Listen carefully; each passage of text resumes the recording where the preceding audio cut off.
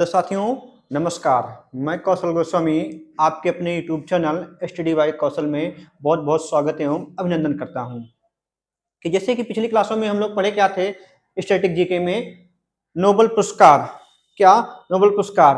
आज जो हमारा अगला टॉपिक रहेगा वो क्या रहेगा? नृत्य रहेगा। क्या रहेगा? नृत्य रहेगा। नृत्य से जो भी आपके क्वेश्चन होंगे, जो भी इसमें पॉइंट होंगे, सभी को क्या करूंगा मैं अच्छे से बताऊंगा। तो चलिए हम स्टार्ट करते हैं। क्या नृत्य, क्या स्टार्ट करते हैं? नृत्य। अगर मैं बात करता हूं किसकी? नृत्य की। किसकी बात करता हूं? नृत्य मतलब क्या बोलोगे आप? डांस। क्या बोलोगे? डांस। तो जो भारतीय डांस की अगर बात करेंगे तो इसको क्या किया गया है? दो भागों में बांटा गया है। डांस कितने प्रकार के होते हैं? दो होता है। एक क्या होता है? शास्त्रीय नृत्य। क्या होता है? शास्त्रीय नृत्य। दूसरा कौन सा होता है? ये होता है लोक नृत्य। कौन सा होता है? लोक नृत्य। तो अगर हम भारतीय कल्चर की बात करेंगे तो भारत में डांस को कितने भागों में बांटा गया है? दो। एक कौन सा होता है? शास्त्रीय नृत्य होता है। दूसरा कौन सा होता है? लोक नृत्य होता है। अब बात करेंगे शास्त्रीय नृत्य किसे कहते हैं? जिसका उल्लेख कहाँ मिले? शास्त्रों में मिले। कहाँ मिले? शास्त्रों में मिले। जिसका उल्लेख कहाँ मिले? शास्त्रों में मिले। वो क्या होगा? शास्त्रीय नृत्य होगा। और जो हमारे किसी पारंपरिक अवसर पे किया जाए वो क्या होता है? लोक नृत्य होता है। क्या होता है? लोक नृत्य होता है। अगर हम बात करेंगे शास्त्रीय नृत्यों की संख्या क्या है? फिक्स है। जबकि लोक नृत्य की संख्या क्या है? फिक्स नहीं है। हम बात करेंगे कि भारत में शास्त्रीय नृत्य प्रेजेंट टाइम में कितने हैं? तो संस्कृति मंत्रालय के द्वारा, अगर हम बात करेंगे भारतीय संस्कृति मंत्रालय द्वारा जो शास्त्रीय नृत्यों की संख्या, शास्त्रीय नृत्यों की संख्या अब 8 से बढ़कर कितनी हो गई है? 9 हो गई है। कौन कितनी हो गई है? 9 हो गई है। कोई पूछे वर्तमान में शास्त्रीय नृत्य कितने हैं तो कितना बताएंगे हम? 9 हैं। लेकिन पूछे कि शास्त्रों के अनुसार कितने हैं तो कितने हैं? 8 हैं। कितने हैं? 8 हैं। आपको ये ध्यान देना है कि संस्कृति मंत्रालय के अनुसार शास्त्रीय नृत्यों की संख्या कितनी है? 9 है। अगर पूछे कि शास्त्रों के अनुसार शास्त्रीय नृत्य कितने हैं तो क्या बताना है आपको? 8 है। चलिए जानते हैं कौन कौन से नृत्य हैं। उससे पहले हम कुछ बात जानते हैं। अगर हम बात करें कि नृत्य, ये जो नृत्य है ये संस्कृत शब्द का, किसका है? ये संस्कृत भाषा का शब्द है। क्या है?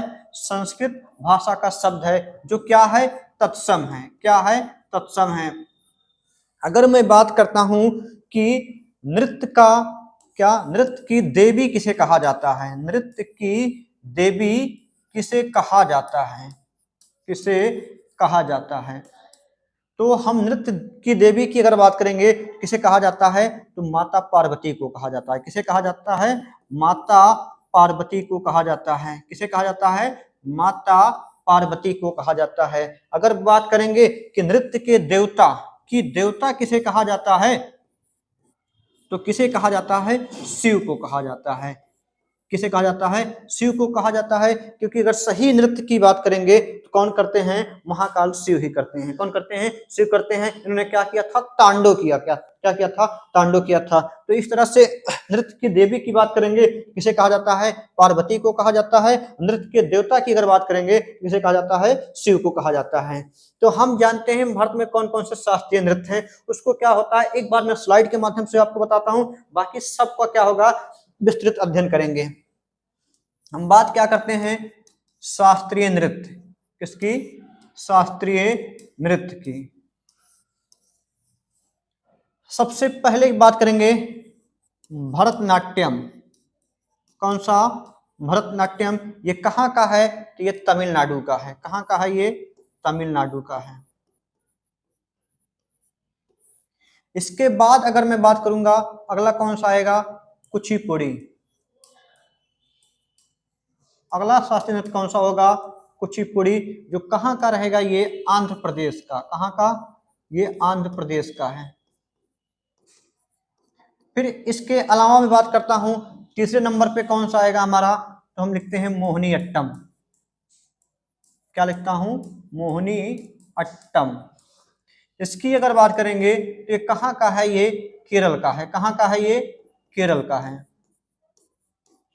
केरल में दो शास्त्रीय नृत्य होता है, एक मोहिनी अट्टम होता है, दूसरा जो होता है कथकली होता है। कौन सा होता है, कथकली। कौन सा होता है, कथकली होता है। इसके अलावा हम बात करेंगे तो एक कौन सा होता है, मणिपुरी होता है।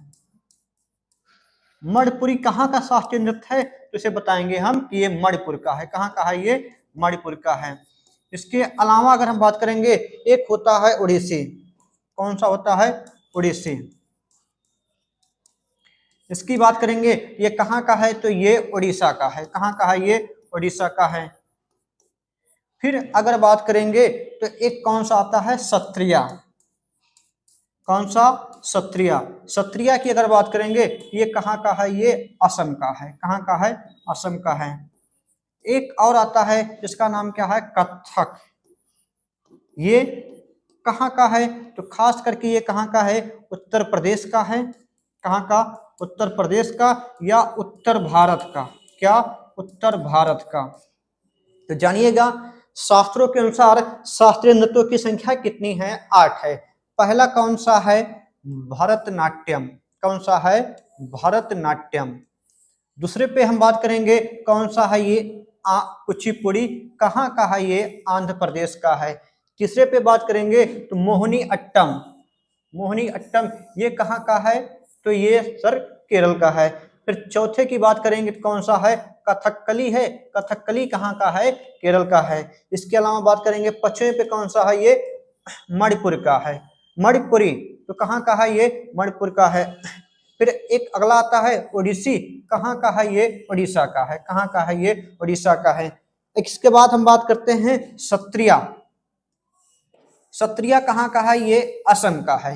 ये कहाँ का, असम का है। फिर बात करते हैं हम कथक। तो कथक कहाँ का है, ये उत्तर प्रदेश का है। साथ में अगर उत्तर प्रदेश नहीं मिलता तो क्या करेंगे हम, उत्तर भारत।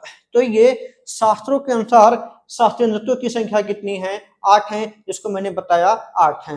हम बात करते हैं भारतीय संस्कृति मंत्रालय के अनुसार। क्या, भारतीय संस्कृति मंत्रालय के अनुसार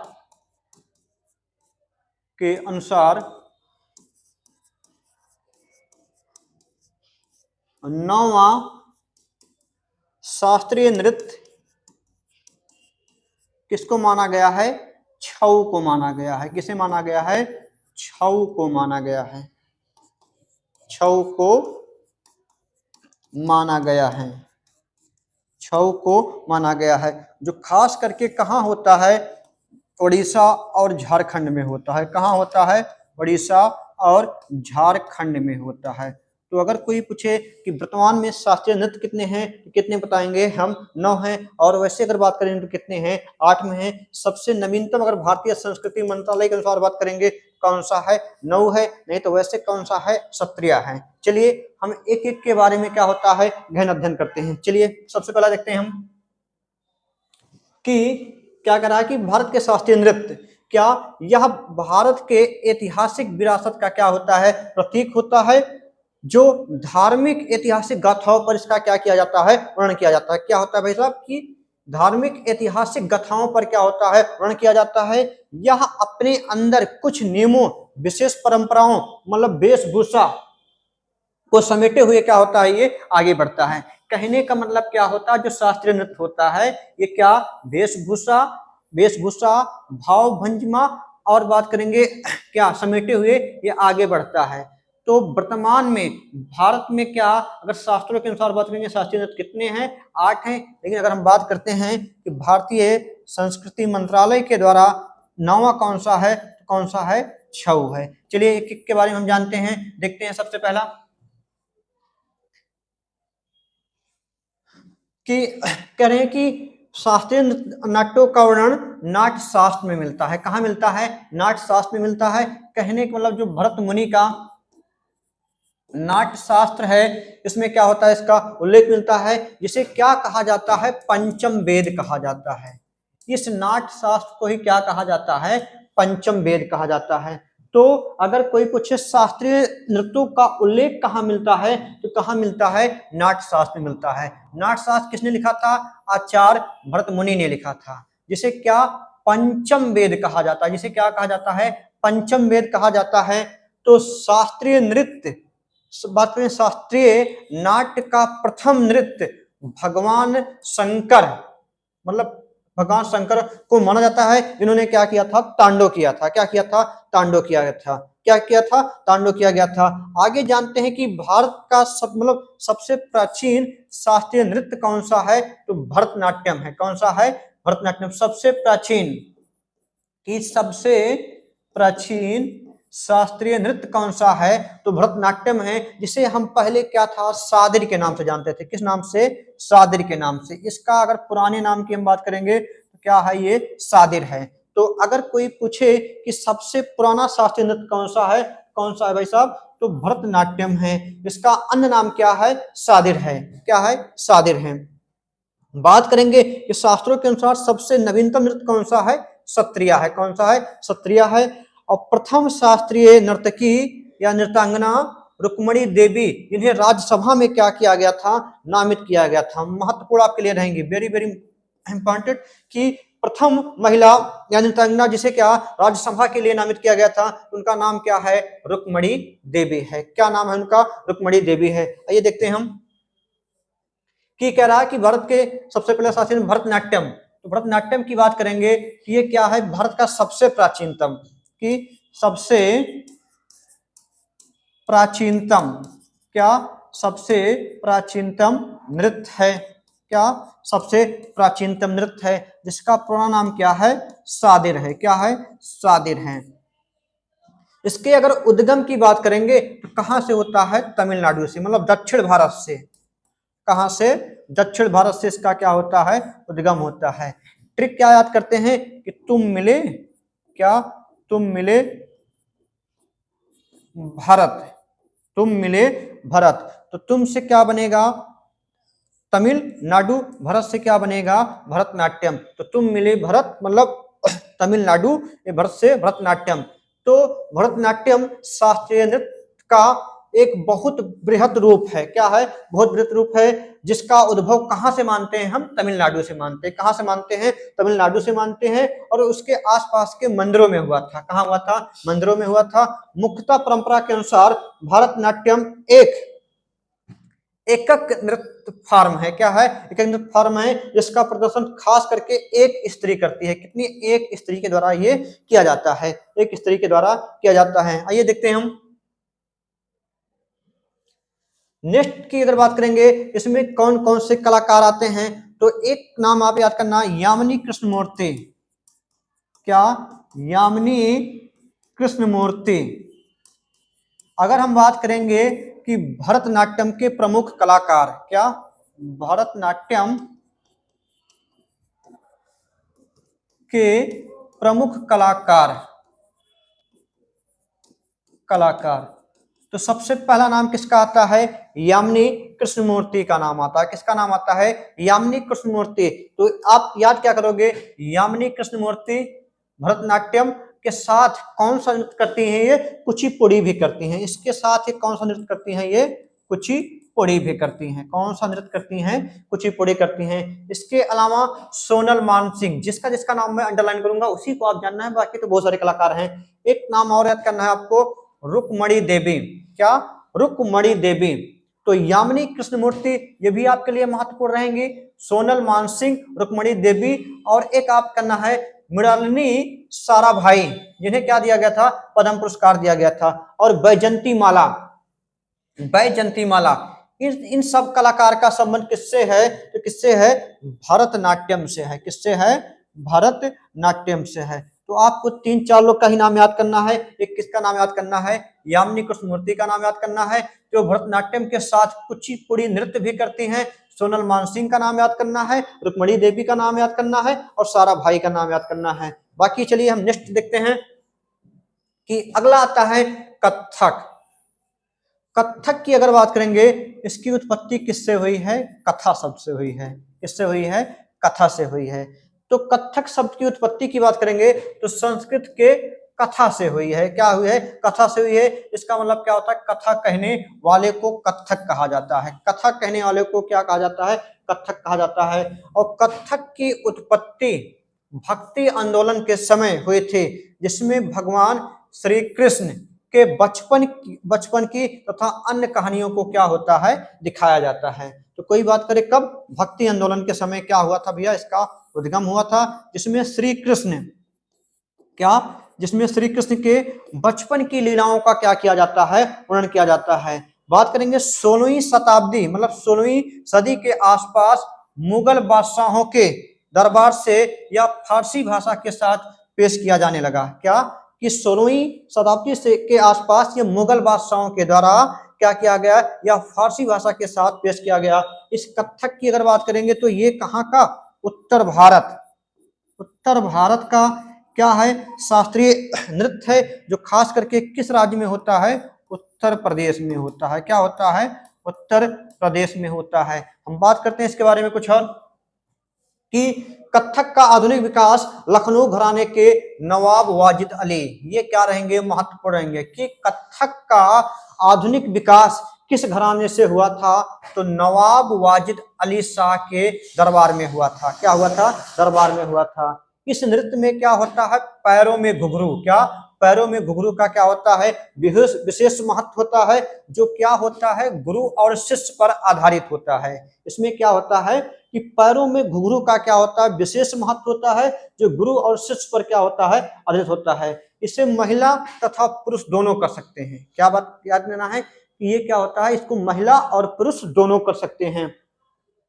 प्रमुख कलाकार की बात करेंगे तो पंडित बिरजू महाराज का नाम प्रथम स्थान पर रखिएगा। इन्होंने क्या हुआ था? इसे अंतरराष्ट्रीय लेवल तक पहुंचाया था। एक लच्छू महाराज, दो का नाम आपको याद करना है। पंडित बिरजू महाराज, जिनका लगभग बात करेंगे 2 साल पहले क्या हो गया? निधन हो गया। इन्हें बात करेंगे पद्म भूषण पद्मश्री से क्या किया गया था? सम्मानित किया गया था। और एक महान कलाकार आते हैं लच्छू महाराज। क्या? लच्छू महाराज।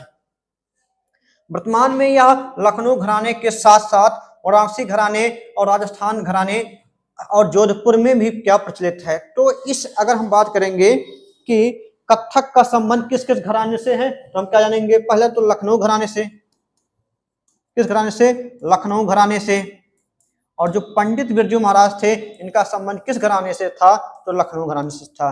फिर बात करेंगे वाराणसी घराने से, उसके अलावा राजस्थानी घराने से और जयपुर घराने से इसका क्या था? संबंध था। लेकिन आपको इतना याद करना है कि लखनऊ की पंडित बिरजू महाराज का संबंध किस घराने से है? लखनऊ घराने से है। आइए हम नेक्स्ट देखते हैं। अगला अगर इसी में बात करते हैं कौन कौन से कलाकार हैं, तो सितारा देवी। क्या? सितारा देवी। कथक की अगर बात करेंगे कि कथक को करने वाले प्रमुख कलाकार की एक नाम किसको याद करना है आपको? सितारा देवी का नाम याद करना है। और एक नाम आपको किसको याद करना है? सुखदेव महाराज। सुखदेव महाराज, गोपी कृष्णन, ये सभी क्या हैं? कथक के क्या हैं? कलाकार हैं। कथक के क्या हैं? कलाकार हैं। आगे देखते हैं हम कथकली।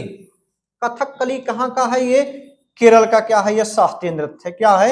ये केरल का क्या है? शास्त्रीय नृत्य है, जिस पर मुख्य रूप से क्या होता है? ये मतलब भावों पलकों पर क्या होता है? नियंत्रण किया जाता है। इस डांस में खास करके क्या होता है? पलकों मतलब भावों पर क्या होता है? नियंत्रण किया जाता है। कि अगर हम कहें कि किस शास्त्रीय नृत्य में पलकों पर नियंत्रण किया जाता है, तो हम बताएंगे कथकली में। जिसका उद्गम कहाँ से हुआ था? केरल के आसपास से हुआ था। कहाँ से हुआ था? आसपास से हुआ था। ये भी खास करके क्या है? कथक की तरह ही होता है। कथक की तरह होता है। अगर हम बात करेंगे तो इसमें क्या होता है? खास करके पूरा एकदम सजा दिया जाता है। इसको करने वाले को क्या होता है?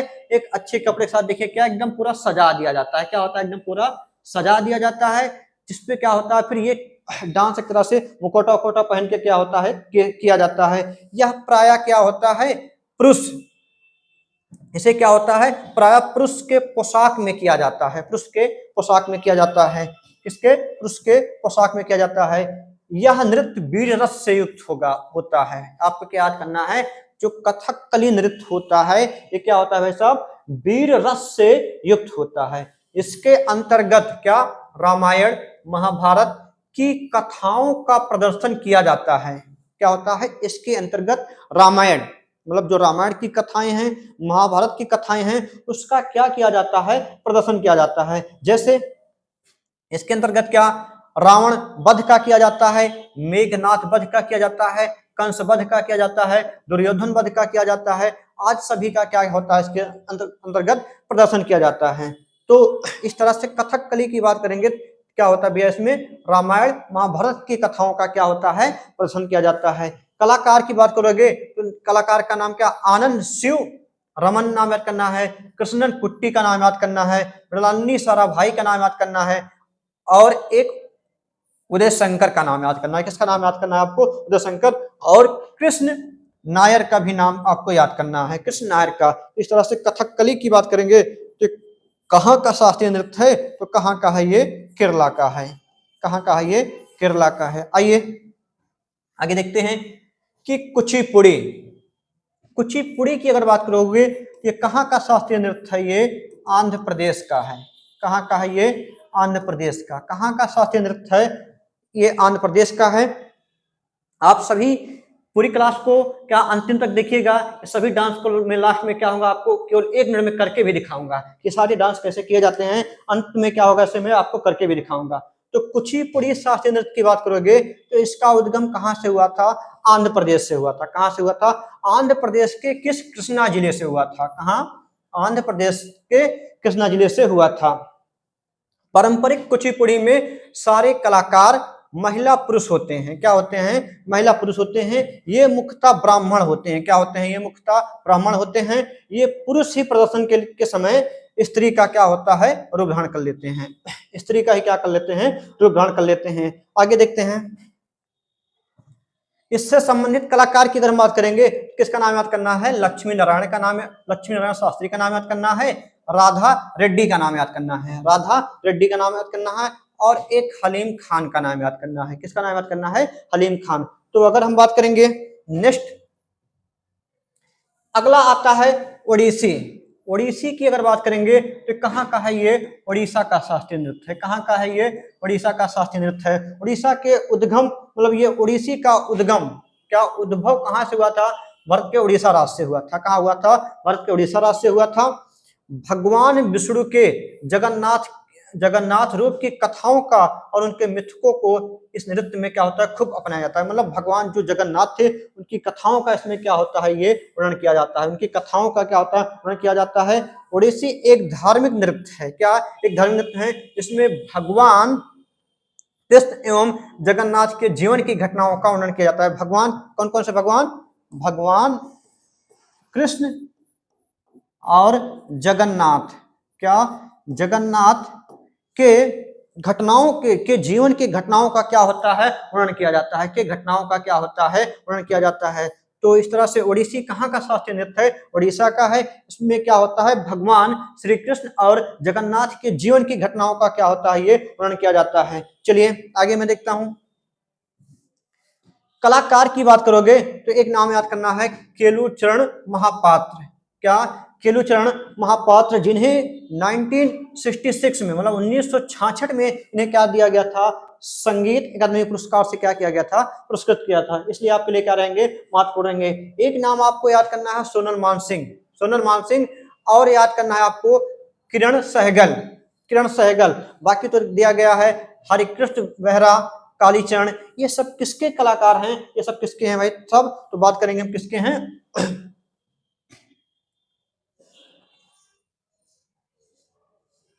तो ये सब कलाकार की अगर हम बात करेंगे तो ओडिसी नृत्य के हैं। किसके हैं ये, ओडिसी नृत्य के हैं। आगे मैं देखता हूं,